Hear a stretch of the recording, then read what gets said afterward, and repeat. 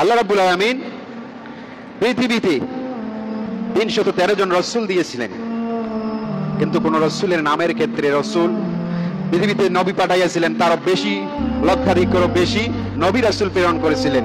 কিন্তু আল্লাহ রাব্বুল আলামিন 313 জন রাসূল, এই রাসূলের মধ্য থেকে 312 জন রাসূলের নামে রাসূল ব্যবহার করেন নাই।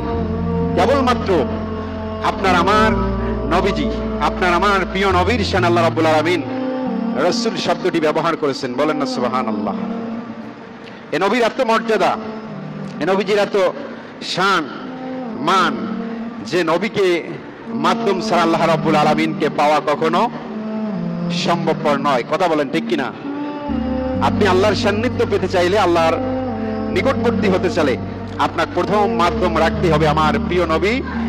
বলেন তো জনাবে মুহাম্মদুর রাসূলুল্লাহ সাল্লাল্লাহু আলাইহি ওয়াসাল্লাম। বলতেছিলাম আল্লাহ তাআলা পৃথিবীতে কোনো কিছুই সৃষ্টি করেন নাই, তখন থেকে আমার নবীজির প্রশংসা, আমার নবীজির শান মান মর্যাদা আল্লাহ রাব্বুল আলামিন এরকম ভাবে করেই আসতেছেন। আরেকবার বলেন না সুবহানাল্লাহ। পৃথিবীতে মানুষে আসে নাই, আল্লাহ রাব্বুল আলামিন দুটি সেমিনার করেছিলেন তার সেই সৃষ্টির শ্রেষ্ঠতম জায়গায়। আল্লাহ রাব্বুল আলামিন দুইটা সেমিনার করলেন। প্রথম সেমিনারে উপস্থিত ছিলাম সমস্ত বনি আদম সন্তানের রূহগুলান, সমস্ত মানুষের রূহগুলানকে আল্লাহ রাব্বুল আলামিন বলেন তো একত্রিত করে কিন্তু আপনাকে আমাকে বলেছেন আল্লাহ রাব্বুল আলামিন, আলাস্তু বিরব্বিকুম, আমি কি তোমাদের রব নই? আমরা সুন্দরভাবে জবাব দিয়েছিলাম যে ক্বালু বালা শাহিদিনা। জোরে বলেন না সুবহানাল্লাহ। বলছিলাম কি বলি নাই? সকলে এই কথাটি বলছিলাম। আল্লাহ রাব্বুল আলামিন দ্বিতীয় সেমিনার আরেকবার করলেন। পৃথিবীতে তখনও কোনো কিছু সৃষ্টি হয় নাই। এই সেমিনারের মধ্যে আল্লাহ রাব্বুল আলামিন তিনি ছিলেন স্বয়ং বক্তা এবং শ্রোতা ছিলেন সমস্ত নবী আলাইহিমুস সালাম, সমস্ত নবী আলাইহিমুস সালাতু ওয়াস সালাম। দ্বিতীয় সেমিনারের করার উদ্দেশ্য হলো আল্লাহ রাব্বুল আলামিন সকল নবী রাসূলদেরকে আল্লাহ রাব্বুল আলামিন জানায়া দিয়েছেন, আমি পৃথিবীতে সমস্ত নবী রাসূলদেরকে প্রেরণ করব জাতিভেদে কিছু গোত্রের জন্য, তাদেরকে সহিফা হিসাবে কিছু কিতাব দিব, মানব জাতির কল্যাণের জন্য, হেদায়েতের জন্য আমার পক্ষ থেকে কিছু তোমাদেরকে সংবিধান স্বরূপ কিছু হেদায়েতের পথ প্রদর্শক হিসেবে কিছু আমি আল্লাহ রাব্বুল আলামিনের পক্ষ থেকে কিছু তোমাদেরকে বাণী তোমাদের উপর দিয়ে দিব। কিন্তু আল্লাহ রাব্বুল আলামিন বললেন সমস্ত বাণীগুলানের মধ্য থেকে আমার একজন নবীর সুনাম, আমার নবীর একজন প্রশংসা সমস্ত বাণীর মধ্যে উল্লেখ থাকবে। জোরে বলেন না সুবহানাল্লাহ। কিন্তু ওই নবীজি আসবে তোমাদের অনেক অনেক পরে। কখন আসবে? জোরে বলেন তো। ফেরেশতাদের আল্লাহ রাব্বুল আলামিন যখন সম্মানিত নবী রাসূলদেরকে বললেন যে তোমাদের সামনে আমি বলার এটাই উদ্দেশ্য, এই নবীকে তোমরা সকলে নবী এবং রাসূল হিসেবে স্বীকৃতি দেবে, তখন সকল নবী রাসূলেরাই স্বীকৃতি দিয়েছিলেন। কারণ ইতিহাস সাক্ষী, আমরা জানি নবী আলাইহিস সালাতু ওয়াস সালাম আমাদের নবী শেষ নবী। তার পূর্বে অনেক নবী আলাইহিমুস সালাম আমার নবীর উম্মত হওয়ার জন্য আশা আকাঙ্ক্ষা করেছিলেন, কি করেন নাই? দোয়া করেছিলেন, কি করেন নাই? করেছেন। কিন্তু তখন আমার নবী আসছিল? জোরে বলেন আসছিল? আসে নাই। আল্লাহ রাব্বুল আলামিন এরকম ভাবে সকল বড় বড় কিতাব সহিফা হিসেবে যে সমস্ত নবী আলাইহিস সালাতু ওয়াস সালামের উপর আল্লাহ রাব্বুল আলামিন দিয়েছিলেন, তার মধ্যে দুটি কিতাব স্পষ্ট এবং প্রসিদ্ধ দুটি কিতাব আল্লাহ রাব্বুল আলামিন সহিফা হিসেবে মানব জাতির হেদায়েতের জন্য অন্য নবীর ক্ষেত্রে দিয়েছিলেন। তার মধ্যে একটি হলো মাসালুহুম ফিত তাওরাত ওয়া মাসালুহুম ফিল ইনজিল।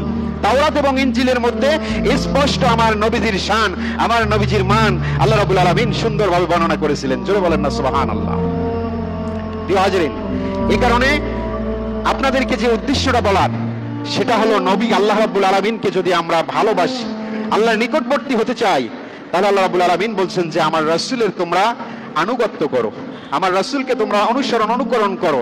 তাহলে আল্লাহ রাব্বুল আলামিন বলে তাহলে আমি আল্লাহর ভালোবাসা তোমরা পেয়ে যাবে। জোরে বলেন না সুবহানাল্লাহ। আর আমরা আল্লাহর ভালোবাসা পাইলে হবে কি? আমরা যে জীবনে গুনাহ করেছি আল্লাহ পাক বলছেন ওয়াগফির লাকুম, তোমাদের গুনাহসমূহ আল্লাহ রাব্বুল আলামিন মাফ করে দিবে। জোরে বলেন না সুবহানাল্লাহ। বলেন তো পৃথিবীতে আমরা যারা আসছি, এখন পর্যন্ত আসি, আমাদের প্রত্যেকের জীবনে গুনাহ লেগেই আছে কি নাই? গুনাহ ছাড়া একটি মানুষও নাই। কিন্তু এই গুনাহটা আল্লাহ পাক বললেন আমার রাসূলের অনুসরণ করো, আমি আল্লাহকে ভালোবাসো, আমার রাসূলের অনুসরণ করো। এই দুইটি কাজ যদি তোমরা করতে পারো, আমি আল্লাহর পক্ষ থেকে তোমাদের জন্য দুটি ঘোষণা। একটি হলো লিয়াগফিরা, আল্লাহ পাক বলছেন ওয়াগফির লাহুম, আমি তোমাদেরকে ক্ষমা করে দেব যুনুবাকুম, তোমাদের বড় বড় পাপ রাশিগুলানকে। জোরে বলেন না সুবহানাল্লাহ। কারণ আল্লাহ পাক হলেন আল্লাহু গফুরুর রহিম, তিনি বান্দাদের প্রতি অত্যন্ত দয়াশীল এবং ক্ষমাশীল, অত্যন্ত তিনি দয়াময়। জোরে বলেন না সুবহানাল্লাহ। প্রিয় হাজিরিন, আমরা জানি আল্লাহ রাব্বুল আলামিন সকল নবী রাসূলদেরকে যখন বলছিলেন যে আমি একজন রাসূল পৃথিবীতে প্রেরণ করতে চাই, তোমরা তাদের অনুকরণ করো, তোমরা তাদের প্রতি বিশ্বাস স্থাপন করো, ওই নবী রাসূলদের প্রতি। আমরা এতটুকু ইতিহাস থেকে কিতাবাদি থেকে জানতে পারি, এমন কোন নবী রাসূল পৃথিবীতে নাই যা আমার রাসূলের উপর তিনি বিতর্কিত ছিলেন, সমর্থন করেন নাই। এমন কোন নবী আছেন? সকল নবী রাসূলের ঈমানের দাবিতে আল্লাহ রাব্বুল আলামিনের এই প্রেরিত রাসূল আমার আপনার নবীর উপর তারা বিশ্বাস স্থাপন করেছিলেন এবং তারা আশা আকাঙ্ক্ষা করেছিলেন যে আল্লাহ আমাদেরকে আপনি নবী না বানায়া আপনি আখেরি জামানার উম্মত করে বানান, আখেরি জামানার নবীর উম্মত হিসেবে যদি আপনি আমাকে মর্যাদাবান পূর্ণ করে বানান, নবীর চাইতে মনে হয় আমি আল্লাহ তাআলার আপনার কাছে অধিক মর্যাদা হয়ে যাবে। জোরে বলেন না সুবহানাল্লাহ। প্রিয় হাজিরিন, এই কারণে কিন্তু আমরা উম্মত হতে পারছি, কিন্তু আমাদের যে কতটুকু গুরুত্ব এখন পর্যন্ত অনেকে আমরা এখনো চিন্তা করি নাই। করছি? কথা বলেন করছি? এখন পর্যন্ত চিন্তা ভাবনা করলাম না যে আমার নবী হলেন বিশ্ব নবী জনাবে মুহাম্মদুর রাসূলুল্লাহ সাল্লাল্লাহু আলাইহি ওয়াসাল্লাম, তারপরে আর কোন নবী রাসূল আসবে না। নবী রাসূলের দরজাটা বন্ধ হয়ে গিয়েছে। আমাদের স্থানটা নেওয়ার জন্য অন্যান্য নবী রাসূলেরা তারা আল্লাহ তাআলার কাছে ফরিয়াদ করেছিলেন, কিন্তু আমরা এই স্থানটা পাওয়ার পরও মূল্যায়ন করি না। আমার রাসূলের যে এত মর্যাদা, অন্যান্য নবী যেমন দানিয়েল আলাইহিস সালাতু ওয়াস সালাম একজন নবী ছিলেন। ইতিহাস আছে, শরহে বিকায়া ওয়ান নিকাহের কিতাবের মধ্যে এসেছে, আবু মুসা আশআরী সুন্দর করে বর্ণনা করেছেন যে এই পয়গম্বর আল্লাহ রাব্বুল আলামিনের কাছে ফরিয়াদ করেছিলেন, হে আল্লাহ, আপনি তো আমার জালিম সম্প্রদায়ের সময় আপনি আমাকে নবী করে প্রেরণ করেছিলেন। সে সময় এই নবী দানিয়েল আলাইহিস সালাতু ওয়াস সালাম ইনি একজন আল্লাহর নবী ছিলেন, কিন্তু নবী হবেন কি? কিন্তু সে সময় স্বৈরাচারী একজন শাসক তার আমল ছিল, তার সারাটা জীবন পাহাড়ের পাদদেশে জীবন যাপন করতে হয়েছে। কোথায়? প্রকাশ্যভাবে তিনি দিনের দাওয়াত দিতে পারেন নাই বাতিল শক্তির কারণে। তাকে সারাটা জীবন যতদিন তিনি বেঁচে ছিলেন তাকে পাহাড়ের গুহায় অবস্থান করতে হয়েছে। জালিমদের শক্তি, জালিমদের এরকম আগ্রাসন, জালিমদের প্রতারণা, জালিমদের নির্যাতন তাকে গ্রাস করে ফেলেছিল। তিনি পাহাড়ের পাদদেশে আল্লাহ তাআলার কাছে ফরিয়াদ করেছিলেন, হে আল্লাহ, আপনি আমাকে এমন একটি সময় প্রেরণ করলেন যেখানে পারি না জালিমদের মোকাবেলা করার মতো আমার কোনো শক্তি সামর্থ্য নাই, জালিমদের সঙ্গে মোকাবেলা করে আমি দিনের দাওয়াত দিতে পারতেছি না। কারণ সে সময় ইরানের মধ্যে, যখন ইরাকের মধ্যে জালিমেরা শাসন হয়েছিল, তিনি এতটুকু দোয়া করেছিলেন, আল্লাহ, যখন এই ইরানের জমিন শাসন হয়ে যাবে, স্বাধীনতা অর্জন করবে, আমার বড় আফসোস হয় আমি যখন দুনিয়া থেকে বিদায় হয়ে যাব, আমার এই মৃত দেহটা, এই কফিনটা আমার যাতে করে অক্ষত অবস্থায় আপনি আল্লাহ রেখে দেন, এবং যখন স্বাধীন হবে বিশ্ব নবীর উম্মতেরা যারা পৃথিবীর জমিনে আসবে তারা যেন আমার এই কফিনটাকে তারা স্বহস্তে আমাকে দাফন করে কবরে নামায়া দেন। চলে বলেন না সুবহানাল্লাহ। প্রিয় হাজিরিন, একজন নবী আশা আকাঙ্ক্ষা করছিলেন।